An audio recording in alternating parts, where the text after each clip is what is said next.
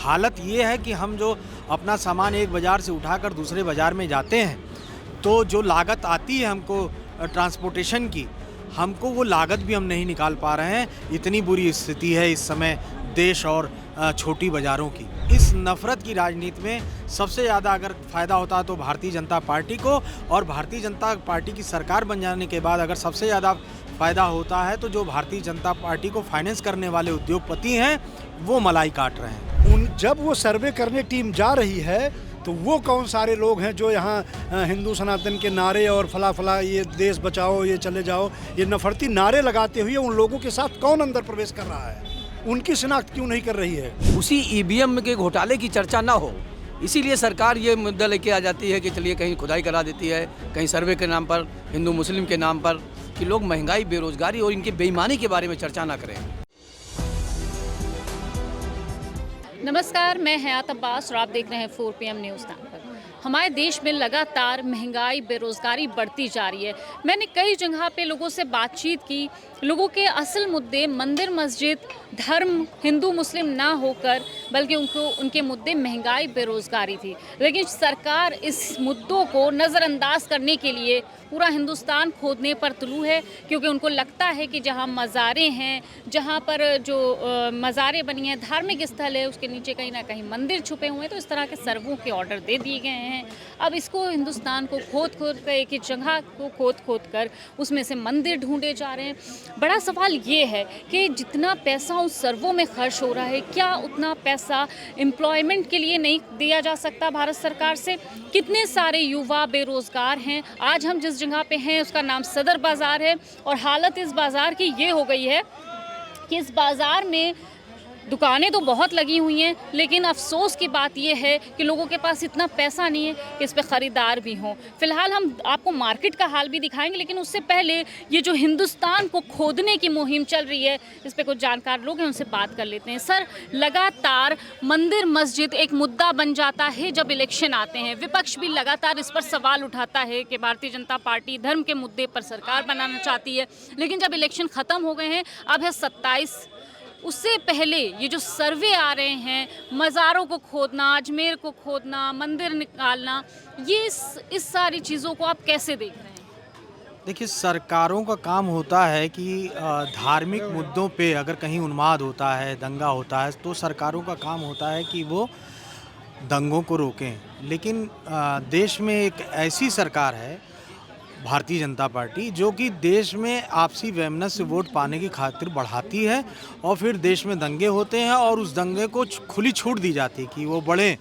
2-4 गिरफ्तारियां औपचारिक रूप से होती हैं, उन गिरफ्तारियों में भी उन लोगों को छोड़ दिया जाता है जो भारतीय जनता पार्टी या RSS से संबंधित होते हैं।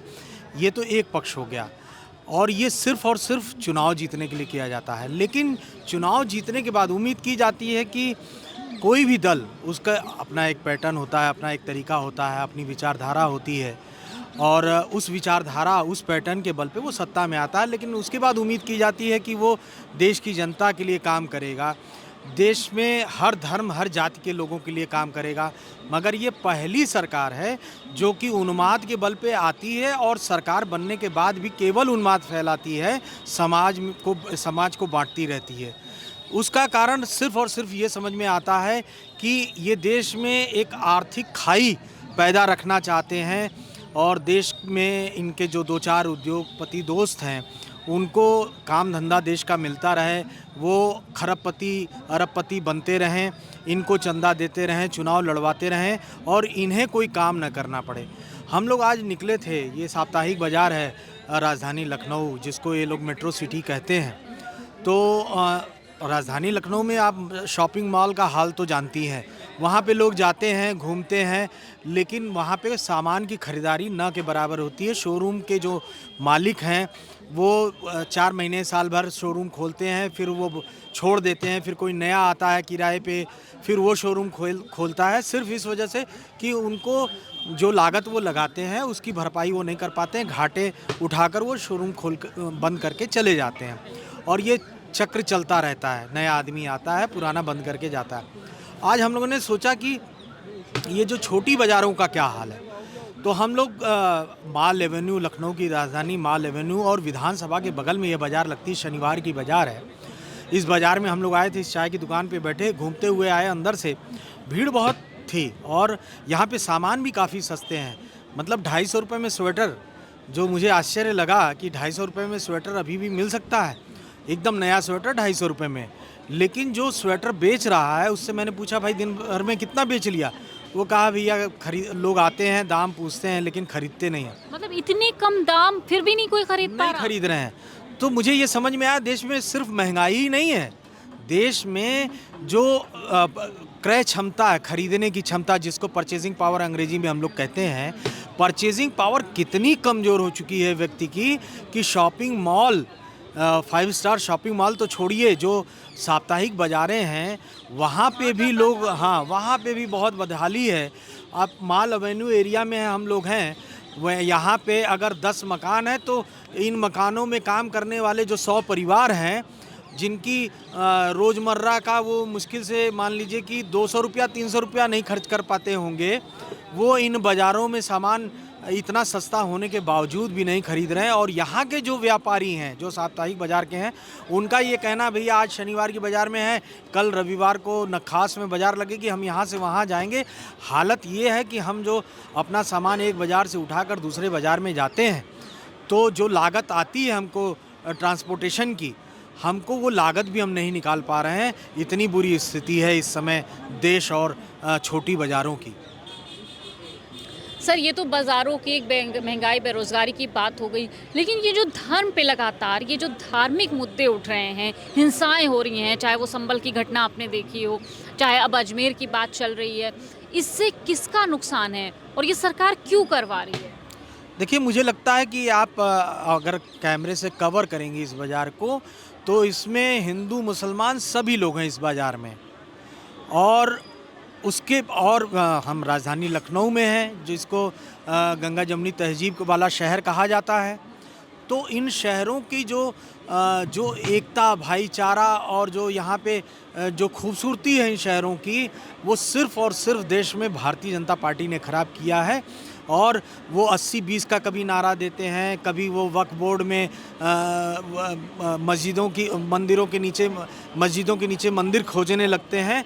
ये सारे काम सिर्फ़ और सिर्फ जो है हिंदू और मुसलमान को बांटकर, देखा जाए तो नुकसान इसमें हिंदू में जो तमाम जातियां हैं उनका भी है, क्योंकि कुछ जातियां छोड़ दें तो अन्य जातियां जो आरक्षण का लाभ लेती हैं, वो जातियां जो समाज में अब तक बहिष्कृत रही हैं, वो मुख्य धारा में आ रही थी, उन जातियों का प्लस जो अल्पसंख्यक हैं इस देश में, उनका नुकसान होता है।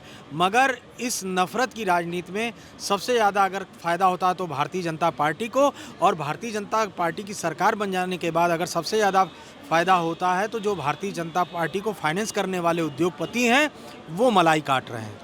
सर ने जैसे कहा कि हिंदू मुस्लिम नफरत फैलाकर भारतीय जनता पार्टी सत्ता में हासिल करना चाहती है, लेकिन बड़ा सवाल सर ये है कि हिंदू मुस्लिम का जहर लोगों में भरा कैसे गया है और क्या लोग अब इससे उभर पाएंगे? क्या वो जो उनके मुद्दे हैं उस पर बात कर पाएंगे? देखिए मैडम, ये एक दिन का कार्य नहीं है। भारतीय जनता पार्टी परस्पर 2014 से जब ये एंट्री करती है, सरकार सत्ता में आती है, और स्टेट बाय स्टेट आप ध्यान दीजिए क्रम से, कहीं भी किसी भी स्टेट में जब इलेक्शन होता है, आप देख रही हैं अक्टूबर में बहराइच में घटना हो रही है, फिर नवंबर में महाराष्ट्र का चुनाव इधर आ रहा है, झारखंड का तो यहाँ उन्माद संभल में फैलाया जा रहा है। तो इनकी एक स्ट्रेटजी है, एक प्लानिंग है, और उसमें इनकी तमाम सारी कंपनियों का योगदान है। इनका जो IT सेल है वो 24 घंटे नफ़रत की राजनीति करने के लिए एक व्हाट्सएप यूनिवर्सिटी चलाती है। ये कभी भी भारत में अस्थिरता किसी भी देश में हो, आप देख रही हैं जो आयरन लेडी जिनका नाम दिया गया इंदिरा गांधी जी ने, पाकिस्तान के मुद्दे पे बात आई, कभी उनके पीरियड में जब रहा होगा, ये लोग हमेशा जवाहरलाल जी, इंदिरा जी, राजीव जी सबको दिया करते हैं। उन लोगों ने भारत को बहुत समृद्धशाली बनाया, पाकिस्तान के टुकड़े किए। आज तुम्हारी सरकार आई है तो उसका क्या दशा बना हुआ है, आप अपनी आँख से देख रही हैं। तो ये नफ़रती इनका काम है, नफ़रत फैलाओ, नफ़रत का बीज। वो आप ये बताइए, संभल में एक बार उसका सर्वे होता है, उस बार कोई कहीं आता है, कोई आदमी लड़ाई करता है ना झगड़ा करता है, टीम आती है, अपना सर्वे का काम पूरा करती है, चली जाती है।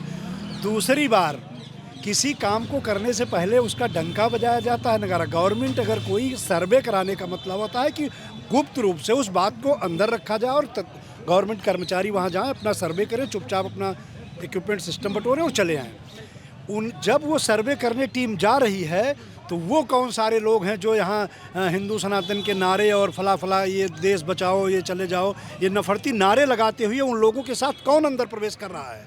उनकी शिनाख्त क्यों नहीं कर रही है?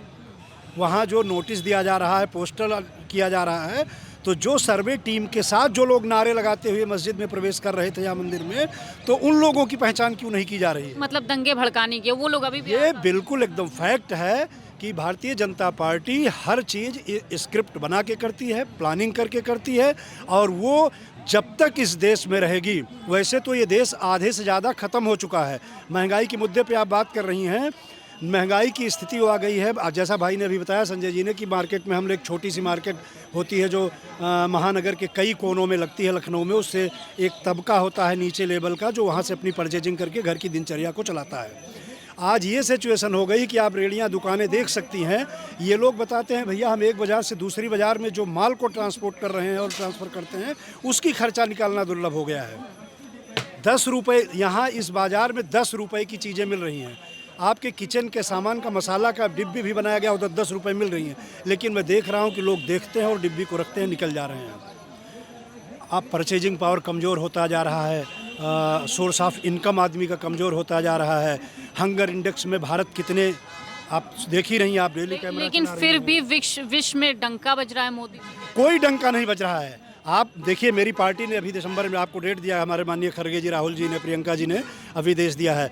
हम ईवीएम के खिलाफ लगातार अब अभियान चलाएंगे और उसको हम जन मानस के पटल पर रखेंगे। और कल हमारी रैली भी है, कल रामलीला ग्राउंड में हमारे माननीय राहुल गांधी जी, प्रियंका जी, खड़गे जी, ये लोग रामलीला मैदान दिल्ली में बड़ी रैली एक कर रहे हैं जिसमें ईवीएम के मुद्दे को रखा जाएगा और हम उसके खिलाफ एक जन जागरण यात्रा चलाएंगे, जिसमें हम सरकार के इन मंसूबों को नाकाम करेंगे। और ये जो मिली सरकार और नेताओं के बीच में, भारतीय जनता पार्टी के नेताओं के बीच में जो पैक्ट चल रहा है कि हम एक छोटे से स्टेट को इनको दे करके और बड़े स्टेटों पे, या कह लीजिए पूरे देश पे, एक नफ़रत की राजनीति को पैदा करके और हम कब्जा करेंगे, इस पे ये नाकाम होंगे। और एक एक नागरिक 27 के आने वाले चुनाव तक इनके बारे में सब जान चुका है, इनकी पोल खुल चुकी है, सब कांग्रेस पार्टी का समर्थन करेंगे और भारी बहुमत से हमारी सरकार बनेगी। देखिए, सर ने कहा कि जिस तरह से ये झूठ और जो धर्म की अफीम है वो लोगों तक पहुंचाकर राजनीति में रहना चाहते हैं, सत्ता में रहना चाहते हैं, कितनी सच्चाई इसमें? आप सच कह रहे हैं, बिल्कुल एकदम 100% सही है, इसमें कोई दो राय नहीं। जो उन्होंने कहा है कि हिंदू मुसलमान लड़ा कर ही वो राजनीति करते आए हैं, वो आगे करने की पूरी प्लानिंग है। मगर हमारे देश की जनता भी बहुत समझदार है, ऐसा नहीं ना कि उनकी बहकावे में अभी तक जो आ रही, मगर अब समझ रही कि अब बहकावे में आने वाली नहीं ना। 2027 में जो चुनाव होगा वो हिंदू मुसलमान के बीच में नहीं होगा, एक विकास के मुद्दे पे होगा और बेरोजगारी के मुद्दे पे होगा, नौजवानों की नौकरी के मुद्दे पे होगा। इन मुद्दों को लेकर ही हमारी पार्टी चुनाव मैदान में जाए। क्या वाकई महंगाई, बेरोजगारी और विकास एक मुद्दा है? जी है, बिल्कुल है। वो विकास और महंगाई तो मुद्दा है। नौजवान आजकल परेशान है, हमारे बाजार के दुकानदार जो आर्थिक स्थिति से परेशानी से झेल रहे हैं, यानी जो बाजार लेके आते हैं उनका पूरा खर्चा नहीं निकल रहा है। इतनी महंगाई है कि जो ठेला लेके आते हैं उनका 500-1000 रुपए की दुकानदारी नहीं हो पा रही, तो उनके घर के कैसे खर्चे चल रहे हैं। आप सोचिए, समझिए, इस बात को गौर से कीजिए कि यहाँ से वहाँ तक सैकड़ों दुकानदार हैं जिनका घर का खर्चा नहीं पूरा हो पा रहा, मगर फिर भी चला रहे हैं। कैसे चला रहे ये वही जानते हैं। देखिए, योगी सरकार या मोदी सरकार, देश में सरकार बीजेपी की आते ही पहले तो नाम बदले गए, उसमें काफ़ी समय, पैसा, सब कुछ लगा। अब ये जो खुदाई का एक सर्वे शुरू हुआ है, इस सबसे नुकसान सबसे बड़ा किसको? ये आम जनता का नुकसान है, इसमें हिंदू मुसलमान नहीं, सबका नुकसान है। अगर सर्वे कराना था जो जैसे पहले हुआ था, वो सर्वे होके चला जाता। दोबारा सर्वे कराने की अगर आदेश भी था तो शांतिपूर्वक जाते। हुआ तो नारेबाजी होते हुए लोग गए, तमाम इकट्ठा हो गए लोग। जब एक समुदाय को पता चलेगा कि हमारी मस्जिद के अंदर नारे लग रहे हैं तो दूसरा समुदाय इकट्ठा ही होगा, तो उसमें उनकी कोई गलती नहीं हो, तो पूरा जिला प्रशासन की गलती है। जो हुआ घटना घटी उसमें हमारे समझ से अगर समझदारी से काम लिया जाता, जैसे पहले सर्वे हुआ था वैसे तुरंत होता, तो उसमें कोई दिक्कत ना आती। ऐसा कुछ ना होता। देखिए, महाराष्ट्र के चुनाव के बाद ईवीएम भी लगातार सवालों में है। क्या लगता है, ईवीएम वाकई इससे घोटाला होता है? निश्चित रूप से ये हरियाणा के चुनाव में भी देखा गया और महाराष्ट्र के चुनाव में भी देखा गया। केवल एक ही कारण है, ईवीएम ही है, जिसके कारण से भारतीय जनता पार्टी की सरकारें बन रही हैं और ये छोटे राज्य को कांग्रेस पार्टी को जितवा देती है, बड़े राज्यों पे पूरे देश में कब्जा करना चाहते हैं। उसी ईवीएम के घोटाले की चर्चा ना हो, इसीलिए सरकार ये मुद्दा लेके आ जाती है कि चलिए कहीं खुदाई करा देती है, कहीं सर्वे के नाम पर, हिंदू मुस्लिम के नाम पर, कि लोग महंगाई, बेरोजगारी और इनकी बेईमानी के बारे में चर्चा ना करें।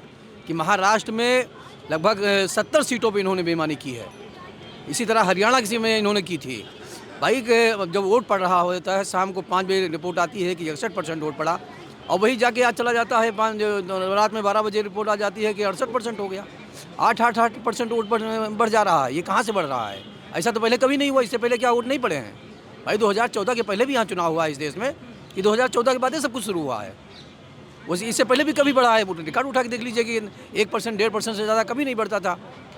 कि 5 बजे के बाद अगर वो परसेंटेज बढ़ता था तो 1-1.5% से ज़्यादा कभी नहीं बढ़ा है। ये इन्हीं की सरकार में 2014 के बाद से ऐसा होने लगा कि 7-7, 8-8% वोट बढ़ रहा है।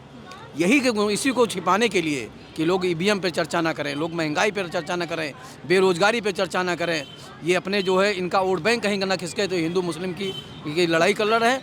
और 1991 में एक कानून बन गया था, भारत सरकार ने एक कानून पास कर दिया था कि 1947 के पहले यथास्थित रहेगी, जो मंदिर है मंदिर रहेगा और जो मस्जिद है मस्जिद रहेगा। इसके बारे में जो है 47 के बाद अब चर्चा नहीं होगी, कहीं खुदाई नहीं होगी, कहीं सर्वे नहीं होगा। जो काशी, मथुरा और अयोध्या में जो हो गया था, इसके बाद नहीं होगा। लेकिन उसके बाद भी ये लोग लेके चले आ रहे हैं। अभी जो है मोहन भागवत ने बयान दिया था कि जो है हर मस्जिद में हमको मंदिर नहीं देखना है। लेकिन इनको जब वोट की बात होती है तब ये बादल बदल जाते हैं। ये आज कुछ बोल रहे हैं और कल को कुछ और बोल देंगे। इनका कोई अस्तित्व नहीं, इनका कोई भरोसा ही नहीं है। ये केवल वोट बैंक की राजनीति करते हैं। देखिए, बीजेपी के ऊपर हमेशा से यही आरोप लगता आया है, विपक्ष भी लगा रहा है आरोप कि वोट बैंक की राजनीति है। फिलहाल सबसे बड़ा सवाल बीजेपी सरकार की डबल इंजन पे उठ रहा है। जिस तरह से संभल घटना का सामने आना, वहाँ पे कितने लोगों की मौत हो जाना, उनके परिवार बिखर जाना, ये अपने आप में एक बड़ा सवाल है और बीजेपी सरकार को भी सवालों के कटघरे में खड़ा करता है। और सवाल उठना भी चाहिए, क्योंकि ये 0% टॉलरेंस की बात करते हैं, लेकिन किस तरह से दंगे फसाद होते चले आ रहे हैं, वो चाहे वोटिंग के टाइम पे हो, चाहे वो मस्जिद की घटना को लेकर हो, ये अपने आप में एक बड़ा सवाल है। लेकिन सरकार इस पर कब सोचेगी और कब लोगों के असल मुद्दे पे बात करेगी, ये तो देखना ही होगा। फिलहाल तमाम इस तरह के अपडेट के लिए 4PM देखते रहें। कैमरा पर्सन सत्यनारायण के साथ मैं हयात अब्बास, 4PM न्यूज़ नेटवर्क।